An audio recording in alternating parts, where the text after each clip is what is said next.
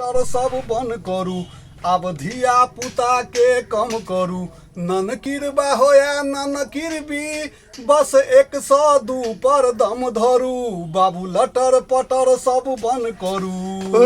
मीत भैया हाँ एकटा बात बुझलिए हाँ की बाप रे बाप बुद्धा जे बियाह क के आयल है हाँ ससुरा कनिया तो लेबे के ले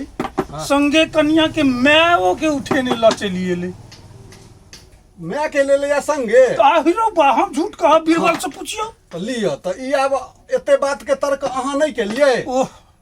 तर्को नहीं के लिए आयो पूरा बियाह भ गेले आ तकर बाद अहाँ कहै छी कि सीता किसकी जोरू है से ई कोनो बात भेलै। अरे ओकरा तो पहले बियाह भेल छलैया पहले बियाह भेले कनिया छलैया घर में बेचारा के माय मरल छै से बाप देखियौ ना बाप के कुकर्मी केहन छै से अहाँ के ओकरा कनिया के पाछा पड़ गेले हाथ धो क आ तहन से यानी एहन समय एले बेचारा गेले दिल्ली कमाए ले तो हैया कनिया खराब भ गेले खराब भ क ओकरा संगे ककरो संगे भाग गेले आ एहि बेर यानी वह सोच विचार के एहने घर में वो बियाह केलक है जत माय आ बेटी तो बेटी से अपने बियाह क लेलक आ तकर बाद से साउसो के संगे लेला जे कि यानी कम से कम बाप के लेल टाइम पास के लेल तो लेले न यौ